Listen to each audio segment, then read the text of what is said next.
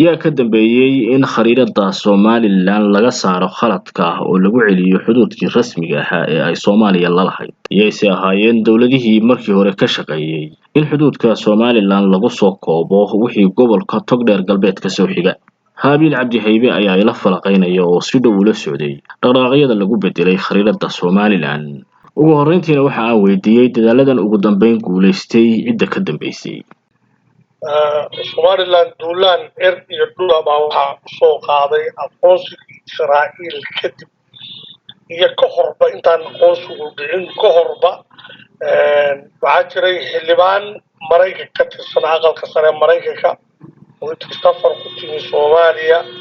information sir ah oo abaabulka ka socda America soo gudbisay kadibna dowladda Turkiga iyo dowladaha Masar ayaa waxay isticmaaleen lobby lagu kicinayo Somaliland beelaha la isku dirayo waqtii dagaalada laga riday exercise military ee dhici lahaa la interrupt gareeyay waxaasoo dhan sirdoon Maraykanka gudihiisa dowladda ku dhex jira oo Soomaali ah baa usoo gudbiyay dowladda Turkiga iyo dowladda Soomaaliya marka ilaa xilligaa ilaa hadda dagaaladii la abaabulay ma la kala jarayo Somaliland oo waliba haaf loo kala jarayo waxyaabo badan oo noocaasa waxaa gadaal ka waday oo abaabulay oo architect-ka iska lahaa dowladda Turkiga Masar iyo Djibouti oo iyadu hogaaminayso fikirka lahayd dadka la isticmaalayana had iyo jeer dadka localka ah in la iska horkeeno waa qayb ka mid sida haddaba galbeedka Somaliland dagaalka looga wado ayaa xagga barigana looga bixiyay waxa oo dhibaato ahna waxaa la adeegsaday nidaamka dowladnimo dowladda Turkiga ay maaragtay garwadeenka ka tahay hogaaminayso ayaa la adeegsaday waxaana inoo muuqda tii in laga daba tegay xaaladan imika la saxay waxa weeye abaabul waxaa jira Somaliland diaspora oo wasaaradda arrimaha dibadda ee Somaliland iyo safiirka cusub ee Somaliland Israa'iil ay Somaliland magacawday Israa'iil iyo dowladda Israa'iil laftigeeda qayb ka ah iyo dhalinyaro is abaabulay oo aan cidina maaragtay maalgelinin intaasoo dhan waxaa la isugu tagay sidii loo sixilaa waana la saxay taana waxaa qayb way ka qaatay dowladda Israa'iil oo Google-ka dadka iskale ay background-koodu ka soo jeedaan waayahay Haybe weli magaalada Baydhabo Xasan Sheekh Maxamuud ayaa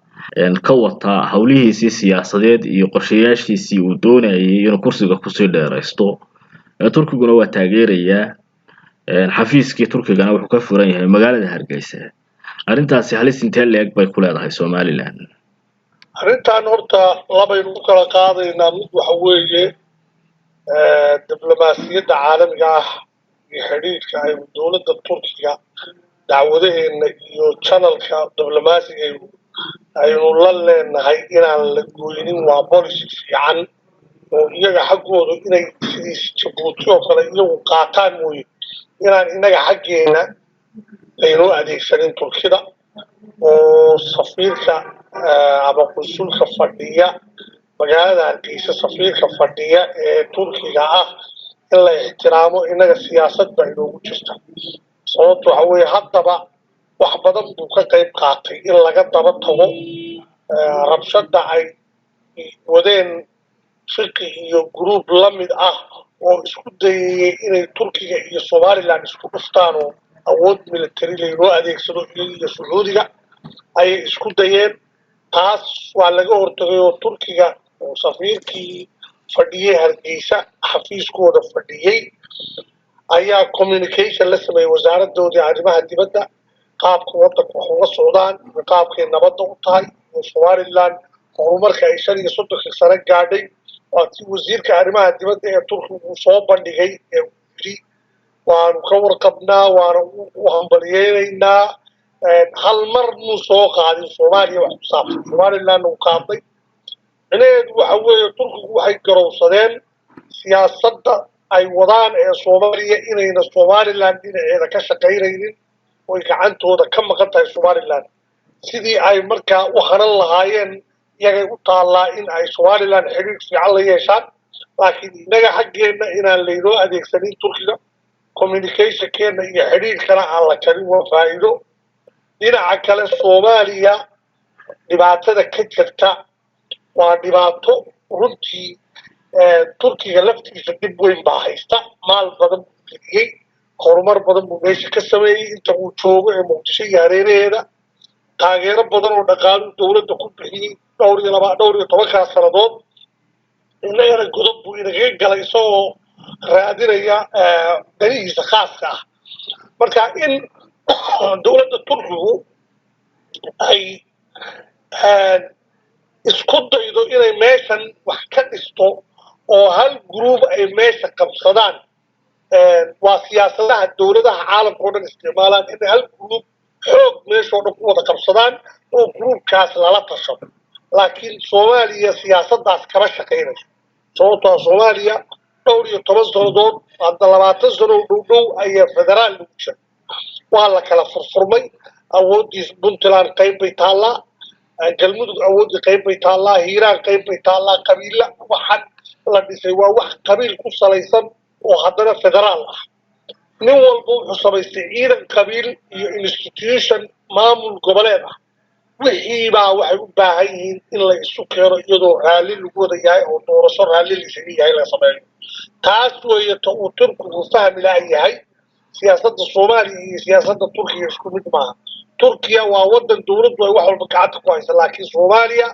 waa dal kala daaqay oo 35 sannadood baaba'sanaa oo qabiiladu kala maaragtay aamin baxeen oo aan la aaminsanayn qabiilna qabiil kale u dowladayn karaynin manay helin madax fiican oo dalka siyaasad nadiif oo cadaalad ku dhisan oo dowladnimo raadinaya ma helin madax dhaqaale urursi iyo boob dhaqaale iyo caruurtooda iyo reerahooda uu ku mashquulsanaya wax helaan ummadana boobaan mooyaane oo aan naxariis lahayn baa meesha joogta wixii casharadii uu ka soo qaatay ismaaciil cumar geelle iyo jabuuti oo xasan meesha la yimi taasna mid turkigu inuu faraha la gala ay ahayd ma ahayn hadda soomaalidii oo dhan waxaa loo arkay turkigu inuu siyaasadda soomaaliya faraha la galay siyaasadda soomaaliyana waxay ku salaysan tahay qabiilna qabiil kale inuu u foorarsado oo madax u raariciyo ma ogola federalismkii raaliga laysku ahaana in la burburiyaa lagu tashaday kooxdan hadda meesha haysatana waa kooxdii si cad u sheegtay inay waddanka ku celi doonaan 19 halkiibaa hadda la joogaa 19 ayaa la jooga daaro unbaa dhisan mooye siyaasad ahaan dalku 19 muddo ugu noqday